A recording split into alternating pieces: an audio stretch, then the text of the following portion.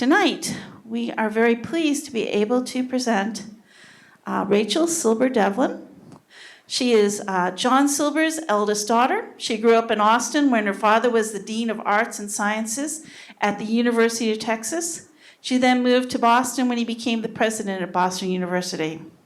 After attending Wellesley College, she returned to UT and later came back to Massachusetts where she completed her education.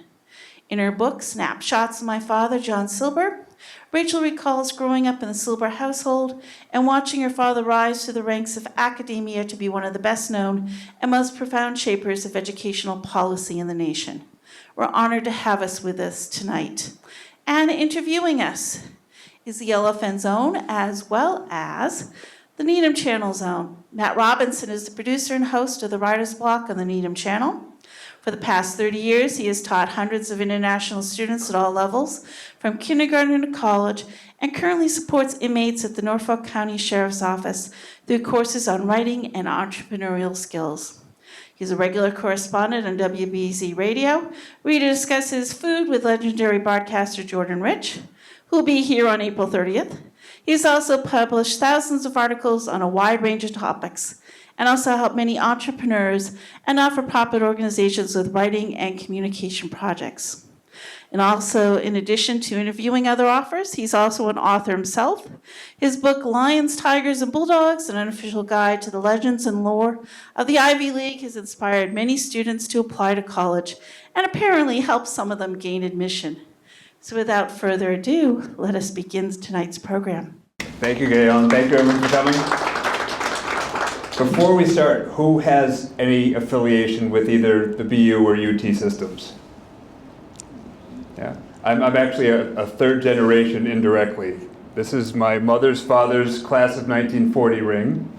My late father was a law school 65, and I have a scholarship there in his honor. And I actually went to SED and got both of my education degrees at what was then Wheelock and now and the School of Ed. So it runs deep in the, I was going to bring my grandfather's yearbook, but it's a little delicate, so I left that at home. But it was fun to kind of poke through. Anyway, so this is really gratifying. I love this book, and to have Rachel here is really a treat, and to have everyone else here as well. I understand we're going to start with a presentation before we get into the interview. A quick slideshow. Absolutely.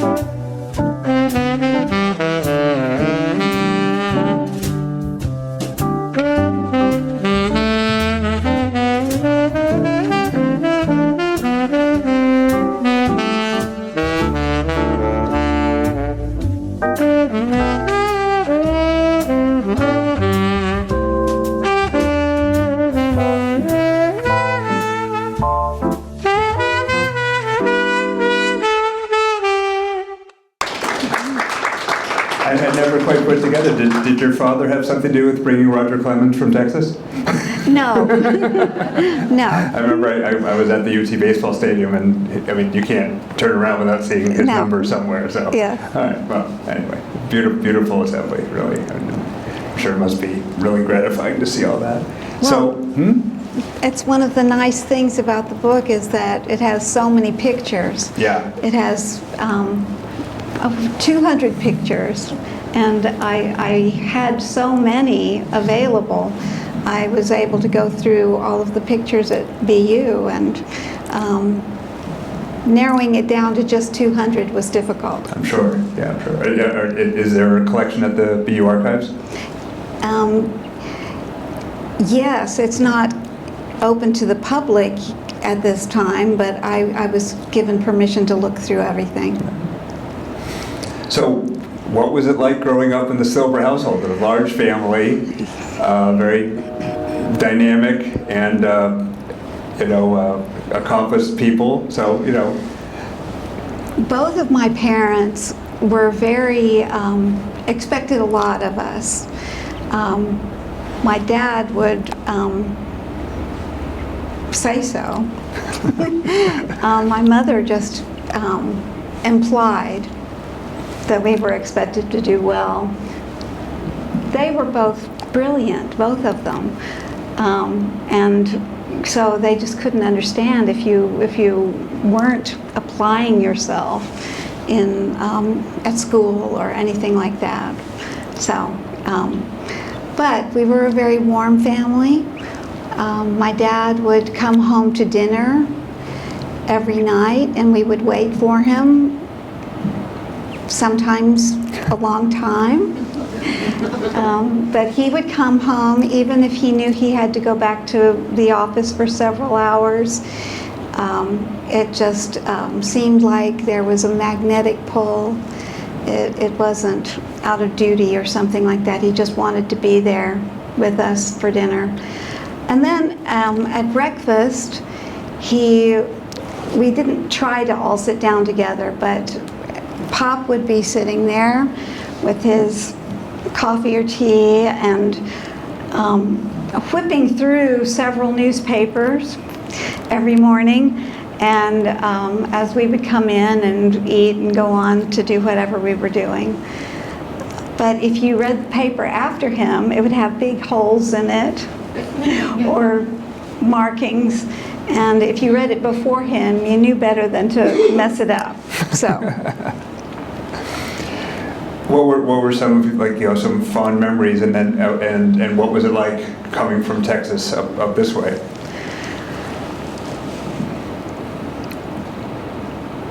We owned a sailboat in Texas, the Dram Jackal, that we would sail on Lake Travis, and that was just one of the most lovely things.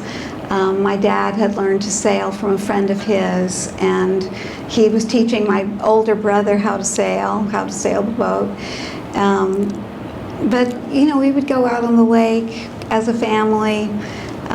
We'd always take wonderful picnic meals with us, and we'd go for a swim, then we'd eat, we'd come back. That was one of the best things. But then when we came to Boston, we never got a large boat like that for the whole family. Pop was looking around for one, but then he ended up getting a sunfish, and he realized that you can take one person, one child, one grandchild, one friend out for a long conversation, just the two of you, and he loved that. So he never actually went on to get a bigger boat. His friend Arthur Metcalf, who was the head of the board of trustees at BU, had a magnificent, huge sailboat called the Veritas, and my dad could sail that. So he enjoyed all of those types of sailing. What sides of your father, what did you see? Like, what were some of the things that were most important in the family that once your father kind of went back to the office, kind of maybe got left at home? Well, one thing, my dad was foremost a teacher, and so he was in conversation. He would help you formulate your ideas just naturally by asking questions. The Socratic method, it was just, that's how conversations went, dialogue of that type. And he also, for somebody so brainy, he really loved physical labor. And he, on weekends, we would do yard work. And he would teach you how to do each job. He wasn't just a supervisor. He was in there doing it with us and showing us the best way to do it and that sort of thing. So that was something, He also taught me how to waltz and foxtrot. So I taught him how to do the twist. He threw his back out, but it was fun while it lasted. What drew him to educate? Had his family? Did he have educators in your grandparents, or? His mother was a teacher.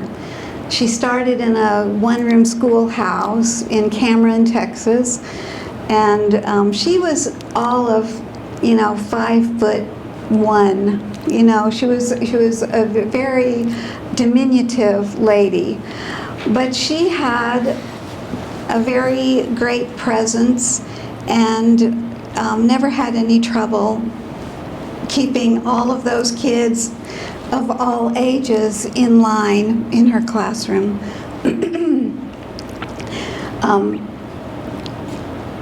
My dad's father was an architect, and he learned. He was his father's assistant, driving around Texas, building buildings. So he started out with an interest in architecture that way, and continued being interested in it for his whole life. He was an honorary member of the Architectural Association of America. So I'm sure he'd be fascinated to see campus these days with all the development they've made. He changed the landscape of Boston. I'm not positive he would have approved of everything. I didn't say approve. I said he'd be impressed by it. I think at least one of the buildings would have wound up in his book, Architecture of the Absurd. Oh, yeah. What we call the Jenga building at BU. The new Science Center? Yeah. Yeah. Yeah. Yeah, I remember when I was trying to arrange something to honor my dad, the new law school tower was being built, and I got the menu of, naming rights. I said, well, I can either have a bathroom stall or a scholarship, so I went with the scholarship. Good choice. Yeah, it's been gratifying. Yeah. But anyway, so take a girl, see that third one from the left? That's Grandpa's bathroom stall. There you go. Anyway, the campus is incredible, and I mean, when I was at SED, we had Questrom next door, and I had one class a week in there, and it was just like being, like you had been knighted for a few hours. It's amazing what they've done with the whole neighborhood. It's a beautiful building. And more importantly, great programs. I mean, it's not Yes. just pretty edifices. There's, I mean, and thanks in great part to your father, the faculty that he brought and the research developed that he expanded. It's really changed the face of the whole community. I remember when my dad was first hired at BU, he said to the Board of Trustees, "This is the ugliest damn campus I've ever seen." And for years he tried to think of ways that you could somehow sync Commonwealth Avenue and then have a real turf it over, have a real New England campus right there. That just turned out to be impossible. Then he tried to go the other way and turf over the Storrow Drive all the way to the water. That wasn't possible either. But what they've done, the buildings, the adding so many beautiful trees on the Commonwealth Avenue, and it just has changed everything. So what with the early interest in architecture, what that you know of your father drove him not only to education, but to be so ambitious and so driven to be a leader in the field? I think that ambition is something that's kind of innate. I think he was born with that. But an early experience when he was about 10 years old, riding a bus in San Antonio, Texas, an elderly black woman got on the bus, and so he stood up to let her have a seat, and some people on the bus yelled at him. And so she walked on back to the back of the bus, but my father was so angry that he just stood there fuming the whole time for the rest of the ride and wouldn't sit down. And I think that he said that was when he realized he was a liberal. And he was a true liberal all his life. Though later when he came to BU, he was often, called a fascist. So what can you do? He believed in freedom of speech and all of the ways that you figure out what is true is through dialogue, and you choose the most likely truth. You don't ever arrive at the absolute truth. But a job he had when he was a young student was working on the census. And he went around to all kinds of places and saw a lot of really uninhabitable places that people were living in.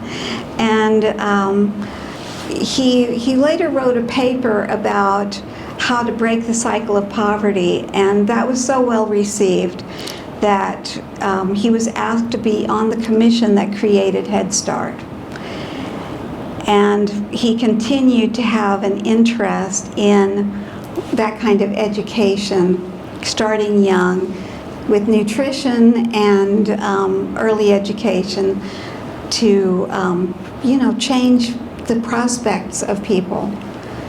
And then later, when he was a professor, he would have his students, undergraduate students, do something that he called the Slum Project.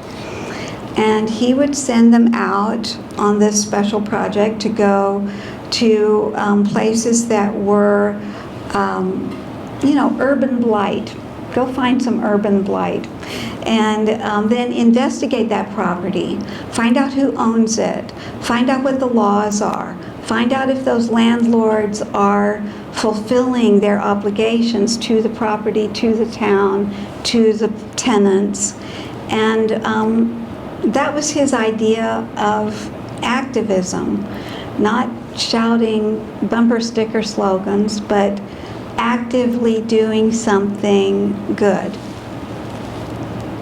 I mean, that clearly showed up during his tenure with the education system in Chelsea and all those things that he took on that most university presidents or chancellors even wouldn't really touch. I think most would not be brave enough to do that. When Chelsea was in receivership, my dad had the idea that BU would take on the running of the Chelsea schools, and they did so for 20 years and really turned the schools around there. And they're not forgotten. Definitely. So we saw it in your wonderful slideshow, a lot of people that I'm sure we all recognized. Yeah. What was that just sort of how life was in your family, or did you realize that it was not so usual? You never knew who you were going to meet, and I think that's partly what my parents loved. They just loved meeting everybody, and they would, learn about people before they met them quite often, read their books, listen to their music. It was a great interest to them to meet people and see how they ticked and what made them, what they thought. But there were always artists and writers and interesting people that were friends of my parents. And Tom Wolfe was one of the most interesting people I ever met, always with such surprising thoughts. And Mayor Menino surprised me in person just by being such a powerful man and strongly built, and just you could just feel the force of character right there in him. Elie Wiesel was, every year he would come and give, he had taught classes at BU, but he also gave a public lecture once a year, and my dad would always introduce him, and he considered it a challenge to see if he could come up with a new introduction each year. But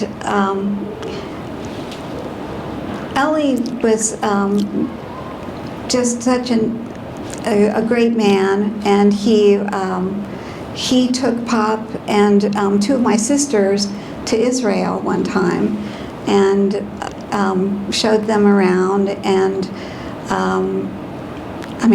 my dad had to be stopped from going out to see what the landmines were like, but other than that, it was pretty sedate, except that Elie was able to show my dad the name of his great aunt who had died at Auschwitz, and he had known she died during the Holocaust, but he hadn't known exactly where, and so that was an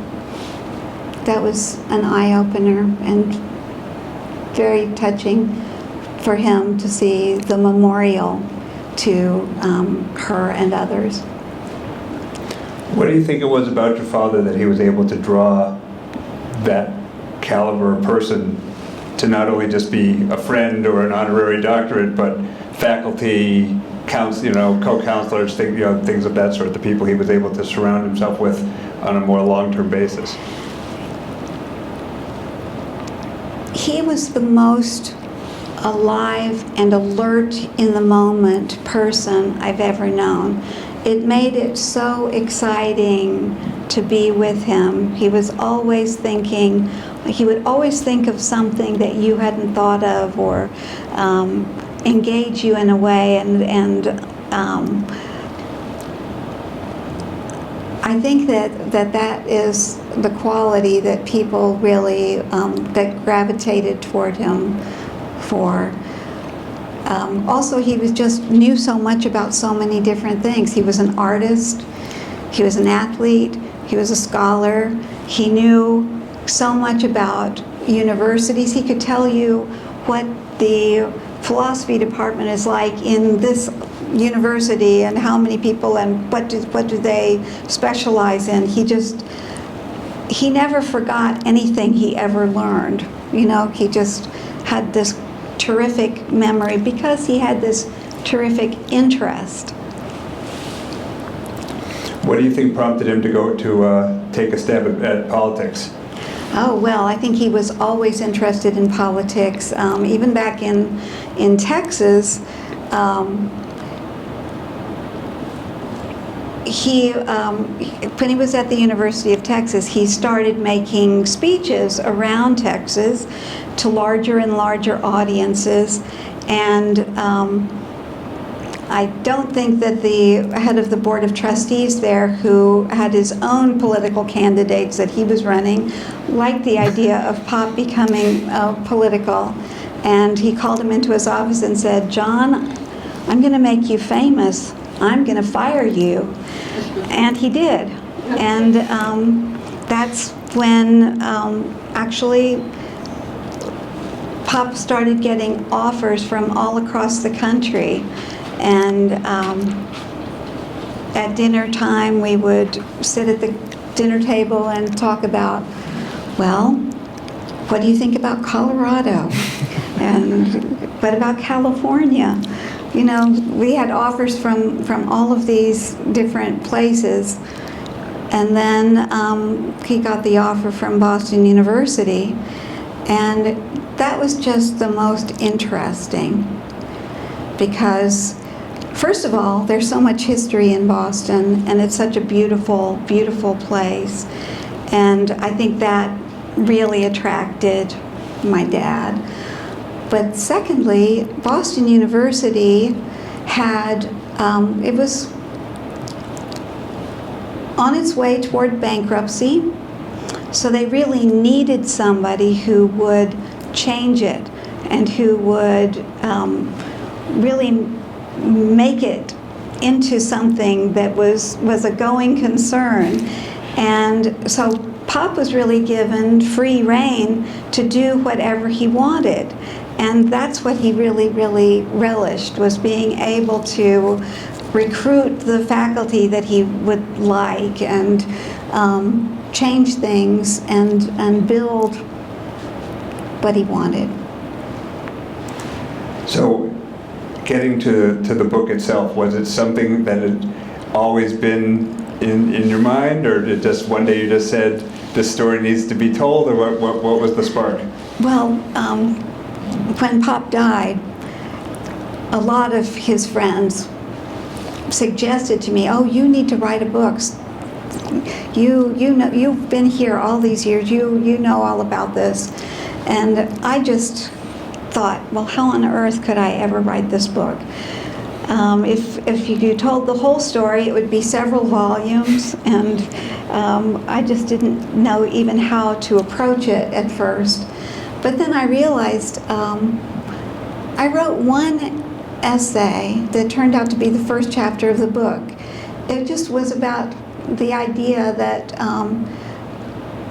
my dad so admired his mother-in-law, which is kind of an unusual thing for a man to do. But the way she was able to build a beautiful life in the Depression, and the way they would travel around Texas when they wanted to go somewhere. They would roll up their bedrolls and take along food, and my granddaddy would strap canisters of gasoline to the outside of the car, and they would just go. And they could do it, and they didn't worry about looking like hicks. They just they did it that way, and that way they could afford it. So my dad used that as a model for all of my growing up years. And when we traveled, we always traveled with air mattresses, and we would have 1 or 2 hotel rooms that we would camp out in, and we would take along food, or we would buy rotisserie chickens and have picnics on the side of the road. And that way, my parents could afford to take 7 kids all across the country several times, and around Europe a couple of times too. Where did you do the most of the research? Was it? Well, I spoke with people. I talked to people at BU and friends of my dad's, and consulted my sisters, and basically I took a long time to write this book. It took about 7 years to do the whole thing, and I really just started it. And I started with that one chapter, and then I realized, okay, well, I need to figure this out. I've divided it into sections, and I labeled them because my dad was an artist. The background, which was all of the forces that influenced him. The foreground, which is my mother, my siblings, and me, our move to BU, and all of that. And then the patina, which was like the later years, what he continued to do, continued to work even through tragedy, but he wrote several books at the end of his life and continued to have, do important things. So I can't remember where I was. Just the process. Oh, the process. Well, so once I divided it up like that, then each chapter, I realized I could focus on a different aspect of my dad in each chapter, and that way it would build a true picture of him. And I didn't want just a rosy picture, even though it's full of love. I wanted to get the true picture because I was trying to bring him to life, and that's the only way you can do that. What were some of the surprising things that you discovered along the way that might have happened before you were born, or in rooms you weren't in, and things of that nature? Well, I think there were plenty of surprises, but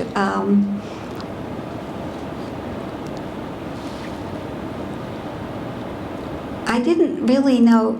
I didn't know everything that he had done. I didn't know that he was one of the founders of the Texas Society to abolish capital punishment.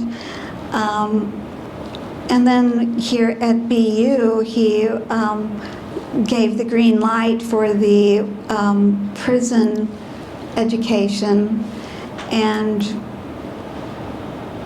we had a wonderful professor named Professor Barker. They called her Ma Barker because she was in charge of the prison education. And when my dad went to one of the graduations, some of these really tough guys said to him, you know, our education has really set us free, but now that we've graduated, what we really need is a master's program. And my dad just said to the vice president, Westling, he said, make it happen. So, you know, things like that these were stories that I hadn't heard, but that people were able to tell me. Was there a goal you said you wanted to make the complete and honest picture? Yeah.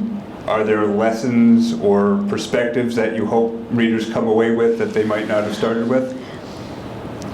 I think that when you read the whole book, you realize what a man of principle my dad was. You know, he was famous for the silver shockers, and he would say things that nobody else would say, or that he didn't have a focus group when he was running for office. He just spoke his mind. one time he was quoting Shakespeare, and he said, well, when you've had a good life and you're ripe, it's time to go. And he was paraphrasing Shakespeare, I shouldn't say quoting. And he was accused of wanting to ration health care, but he had to explain that wasn't his point. His point was that health care is always rationed, and it should just be done with more thought, and the young should be prioritized over the very, very old. And then later in life, when my dad was suffering from kidney failure, which for him was very, very painful, they couldn't even find his veins, trying to give him the the treatment. So, but then the doctors offered him a kidney, and my sisters and I were just, joyful. We were so thrilled, but he wouldn't even let us think about it because he knew that there were many younger people on the list waiting for the same kidney, and he wasn't going to take it. So he stuck to his principles because he believed them.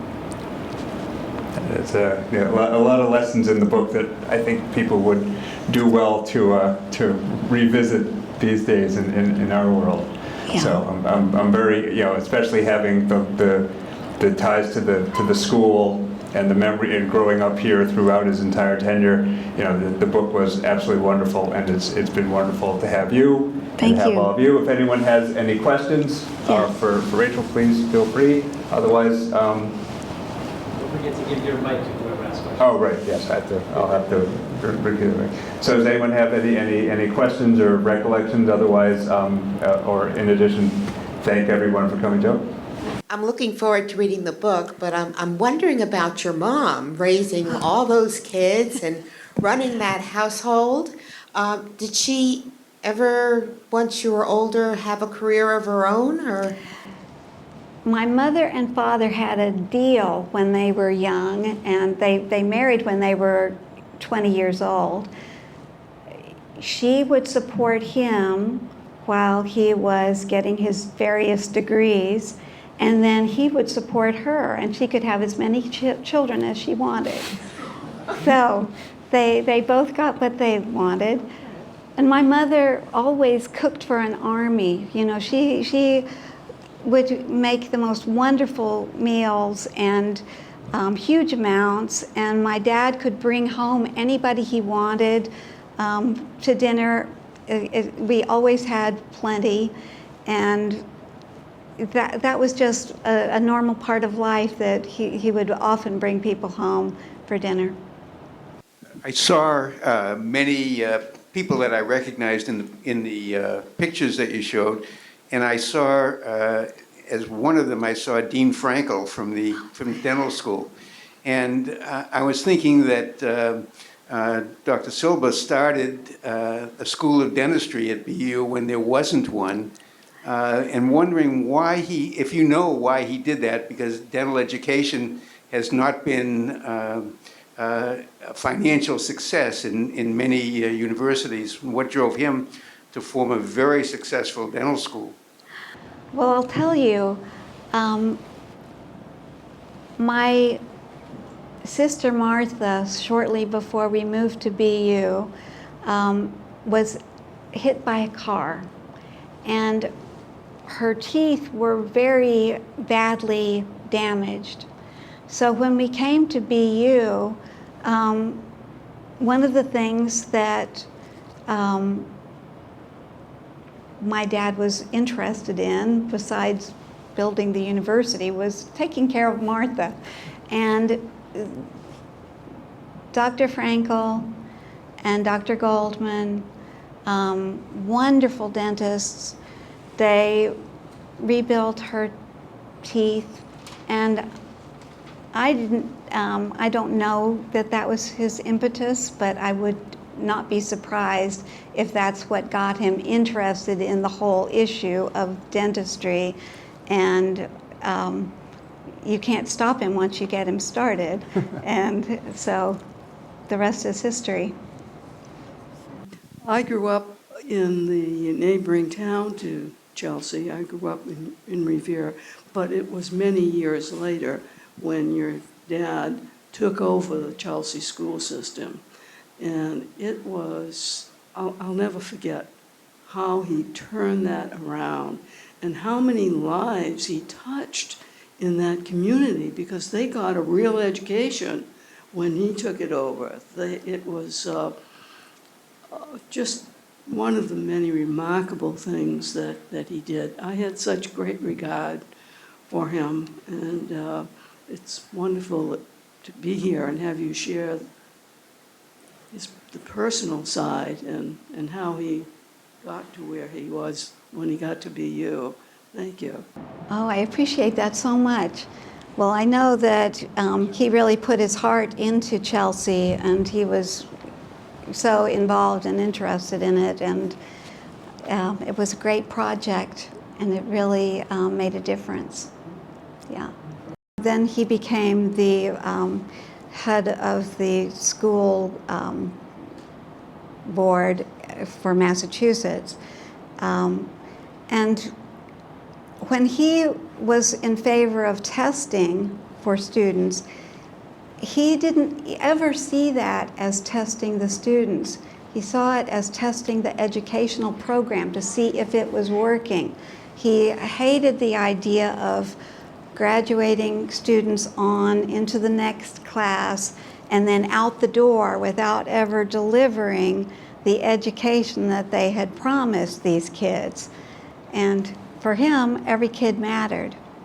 Well, he really turned the education system around 100%. And I've been retired for about 15 years now, so I don't get back to Chelsea too often. But I think that's something that should have been replicated in the United States. When you tie a university to a school with a dynamic leader, amazing story. Yeah. Just a couple of personal anecdotes. I had worked at Boston University a number of years ago. I had occasional interactions with your dad, but with regards to the man who fired him, I think it was T.E. Irwin was his name. Yes.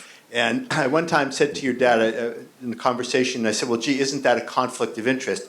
And your dad looked at me and snarled and said, T.E. Irwin taught me where there's no conflict, there's no interest. So that always stuck with me. The other is his abortive political career. I was in charge of fundraising at BU's medical center, so I had a safe barrier. I was 3 miles away from headquarters. And was curious and got involved in his political campaign just because I'm a lifelong Democrat. I'm a liberal with the small L, and I thought he would be an excellent governor. I thought he'd be very, very thoughtful and not just don't spend, but spend thoughtfully and intelligently.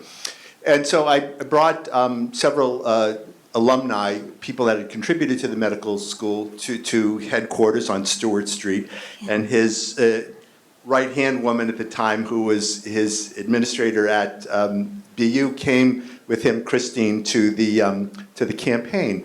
And one day I delivered somebody who knew him, was an alumnus of BU and a donor, and I figured I'd drop him off and make the introductions and then scoot. And somehow I got stuck in the meeting. There were 4 of us, your dad, Christine, this gentleman, and myself. Okay, anyhow, the fellow that I brought, well-known person, philanthropist, and said, may I call you John? He said, of course, Lou, we've known each other a long time. He said, well, John, I'm inclined to vote for you and support you, but in preparing for the meeting this morning, I spoke to a number of people, both those who wouldn't support you and those who will, but they all said the same thing. I have one piece of advice for you. He said, go ahead, Lou. He said, well, John, he said, nobody votes for somebody that's always scowling. You have to smile. And I said, oh, here goes my career at Boston University. And your dad looked at him with a big smile from ear to ear, and he said, you know, Lou, you're absolutely right. Catherine tells me that all the time. Well, of course, that was his undoing 3 days before he scowled at the wrong newscaster, but it was wonderful to watch and see, and as you've indicated, he was a fascinating and multifaceted individual. And that campaign was a real whirlwind, you know, to be in on it from the ground floor and go to all of the events and so forth. Pier 4. Yeah, well, so many rallies happen to be there, yeah. But there's all kinds of background information in the book about the campaign. Thank you. Anyone else? All right, well, I think you can stay for a few minutes if anyone wants to. Yes. Thank you all for Thank coming, you. everybody.